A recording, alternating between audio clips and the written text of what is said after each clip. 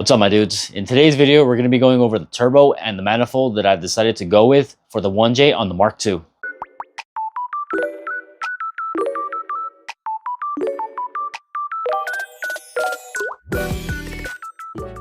Alright, let's get straight into it, starting off with the manifold.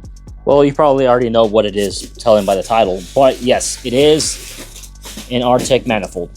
Alright, so first impressions is it's packaged very well. Like, I don't know if they put this on and then sprayed foam. I don't know what they did, but this foam, it's really thick and it does a good job of protecting it. And the box was really light. When I first picked it up, I'm like, there's no way that this is the manifold. But no, it's actually very light for it being, an exhaust manifold. The T4 flange and this flange that goes to the side of the head are very smooth. I don't think there should be any problems when it comes to having a leak. There's also a stamping of what this specific manifold is made for. It's made for a 1JZ non-Vvti, and it has a T4 flange. So this one specifically is made with a T4 flange and has a V-band flange to put on a 44, 45, or 46 millimeter wastegate. Now, I'm pretty sure you JZ guys are aware of the controversy around ARTEC manifolds. We've all seen that post, the 6 boost versus the ARTEC manifold. The ARTEC manifold didn't perform as well as the 6 boost, but let me explain why I went with the ARTEC. All right, well, let's start off with this. There's not a lot of options when it comes to manifolds when it comes to non-Vvtis. At the top of my head, I could think of a few. Future Fab has been very hit or miss. They've been mainly missed for the most part. People have been having problems with them performance-wise. You got 6 boost, which is great, but let me finish. 6 boost, you got Cinco, and I guess other custom tubular manifolds that people make, but none that I can really find that is just off the shelf ready to buy that would get me the #1 thing I want out of a manifold, and that is sound. So I actually did have a 6 boost manifold on the 1J Vvti right behind me, and that thing performed incredible. Response was instant. Power was there. I actually switched up my turbo setup, or my manifold setup, I'm sorry, on the Vvti because it being a tubular designed, I don't know the science behind it, the engineering behind it, but for some reason it lost that stock 1J like rasp / deep tone, and instead it made it sound very high pitched and almost sounding like an SR. And I have videos about all that when I switched to the upfab pipe because it kept the stock manifold, but I didn't go with like a 6 boost for the Mark II, the non-Vvti one, because it's tubular and I didn't want to have that same problem with it. And honestly, the only other option that I feel like would get me close to a stock sound for the non-Vvti was a cast manifold like the ARTEC. I'm not a spokesman for ARTEC, so I can say all this, and there have been a lot of YouTubers who have been swearing by ARTEC, and I'm not sure what their affiliation with them is, but the numbers don't lie. The people on the forums and on the Facebook pages don't lie. We got concrete evidence of people making more power off of different manifolds versus the ARTEC, but it's not cope. I really do not care about the numbers that I make with the non-Vvti. The only thing that I'm searching for is the sound. I sound like a broken record saying it over and over again, but I want the stock 1J sound, and I feel like this is the only thing that's going to give me that sound. I know it's not 100% correct to compare the two because non-Vvti and Vvti 1Js do have a little bit different sound when it comes like stock for stock. But here's a video clip of what my Vvti sounded like when it had the 6 boost manifold.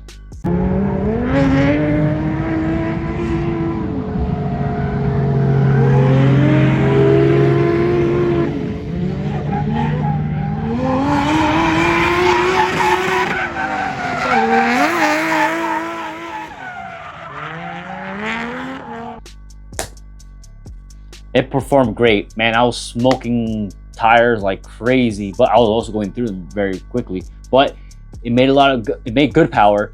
It was very responsive, but that high-pitched SR sound, like I could not live with it. I forced myself to listen to videos and close my eyes and pretend that it sounds good. And to me, I mean, some people like that high-pitched sound, but to me, I did not like it. I hated it.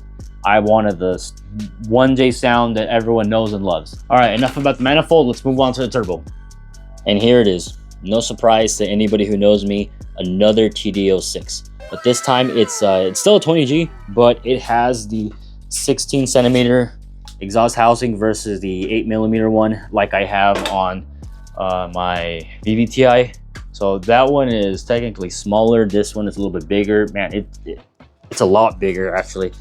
I don't want to put it, fuck it, I'll just put it next to it. I'm gonna grab onto it so it doesn't fall, but look at the size difference in the exhaust side. This thing looks massive compared to this one. And if you're asking why do I have such a small turbo, well, a friend of mine was selling this one, and at the time I had done zero research on turbo sizes because I thought I was gonna stay stock turbo forever, and he needed to sell it, and I'm like, fuck it, I know the TD06, I know the sound of it. I like that sound, so I bought it not knowing that it was super tiny, but I don't regret it one bit because for my setup, this car, since it has like no compression, it's great for low end torque. It helps break the car loose at super low RPMs, so no regrets with this. And if you must know the full name of it, it is the TD06 H20G. Unlike this one, that's a TD06 SH20RX. It gets super confusing, don't blame me, blame GREDDY, but why didn't I go with, let's say, like a 25G? The Mark II is a big car, it's heavy. Why not make more power on it? Non-VVTIs compared to VVTIs, non-VVTIs are laggy. I don't know the mechanics behind it. I think it does have something to do with the VVTI. It just comes on earlier, power comes on earlier, but naturally the non-VVTI is a lot laggier. The twins, stock twins, don't help at all. And I didn't want to get something that was a little too big for it to add on to that lagginess, to have even more lag, because the way that I have my car set up, I have them super stiff, and I don't want to have RPM shoot up all the way just for me to get the car to break loose. I want low end power for any section of my home track, Grange, motor circuit.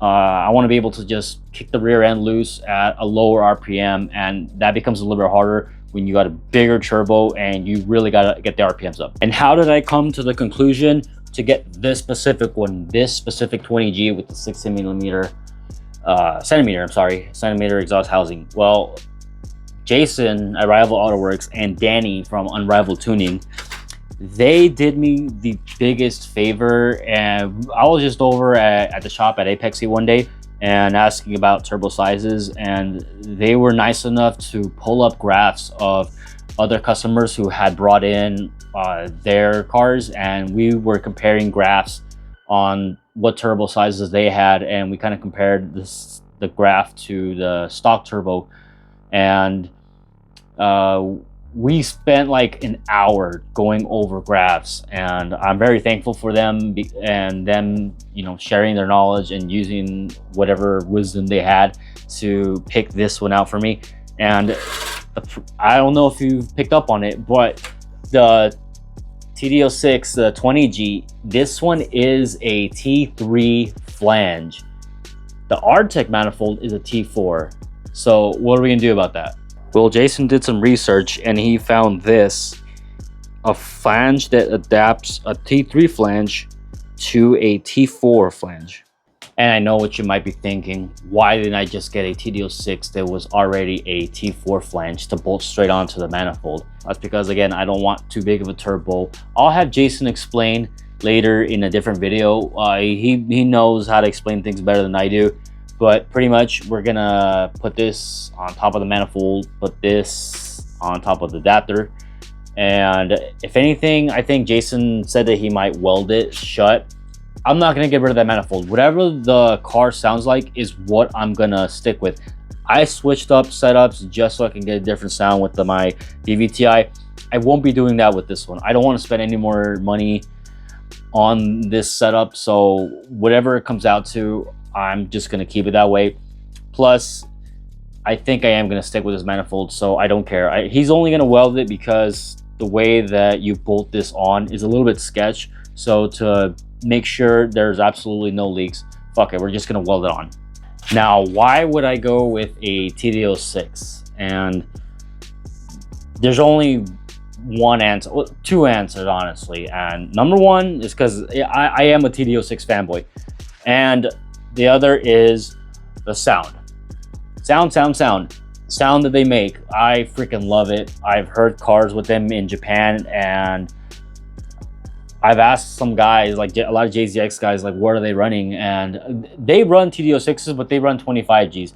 Their JZXs are made for like bigger tracks and all that stuff, like Mawara, Nico. So being in high RPMs, like they don't have to worry about small little turns like we do at Apple Valley Speedway. So that's why I went with the TD06. When you buy it, I got this, I ordered this online, and it didn't come with any flanges, or I'm sorry, any gaskets, any like oil drain pieces. So I am gonna have to source that on my own. And again, I'm not a spokesman for GREDDY, so I can say this. And if you've watched my other video on when we dynoed the Vvti, you probably were disappointed. I mean, I guess I wasn't disappointed because I didn't care, but if anybody was trying to do the same setup and they really cared about numbers, they probably would be disappointed because it didn't make a lot of power. It didn't make much numbers. And I'm kind of guessing that this one might not make that much too. Again, I'm not coping because I do not care about what it makes. What I care about is, all right, we got small turbo. It should give us some good performance on the low end, and it'll give us those sweet TD06 sounds. And I know you have other turbos like Garrett's or Precision, even Pulsar turbos that are around the same size. They will give you much better numbers and power. I don't know what it is when it comes to GREDDY. Maybe I just have bad luck with this one, but my TD06s have not had any good luck when it comes to numbers. But we'll see when all this is finished, if you guys like the sound that it makes. If you guys are like me and don't care too much about numbers and graphs and what have you, we won't know until all this is put in. And if it sounds great, then I will. That's what I'm doing this video for, to go over and detail everything that I'm doing. That way, if someone wants to do something similar, they can replicate it. And also, when it comes to the manifold, I forgot to mention this. There's almost no sound clips when it comes to brands. Like, come on, guys! Like, stop gatekeeping the sound clips. Like, do us all a solid. Like, if I would have known that a 1J Vvti with the 6-boost sounded like what it sounded, I wouldn't have bought it. I wouldn't have wasted my money doing setup all over again. So that's what I'm here for. I know these informational videos don't do as well. Not many eyes get to it, but if it helps, you know, one person trying to do something similar, I'm all good with it. So I've already mocked this up on the 1J. I put on new exhaust manifold studs and put the manifold on, bolted it on, and then just quickly put both the adapter and the turbo on to make sure that the hood clears, because I didn't think about that until everything arrived and I saw the thickness of this piece of the adapter, and I'm like, oh crap, like, is my hood gonna hit? Is it gonna clear? And yeah, it does. I have like more than like a little over an inch to spare when it comes to space. So here are some pictures of it just mocked up, just to see like where things are positioned on the engine bay. But I won't fully put everything on until it goes with Jason, because he's going to be putting making new intercooler piping and doing the charge pipe, the down pipe, and all that stuff. So if he needs to move anything, I'm bolted off to measure things, and he doesn't have to take off everything. So not much action in this video. I apologize if I've bored some of you guys, but we got the parts and we have movement. And so I guess the next step is what do I got left? The intercooler, I gotta mock that up, and if I can get this put on and the intercooler put on, within like the next week or so. It should be ready to go in and have all this fabbed up. And I haven't bought any of the fuel stuff because Jason has all that stuff like already like on the shelf. He has some in stock, so I'm not gonna order that. Like he has it ready. So the plan is, once everything's on, wait until a spot is open and then bring the car in, and yeah, we get things rolling. So thank you guys if you have stick through all the way to the end, and hopefully the next one's a little bit more entertaining, and I'll see you guys in the next one. Peace.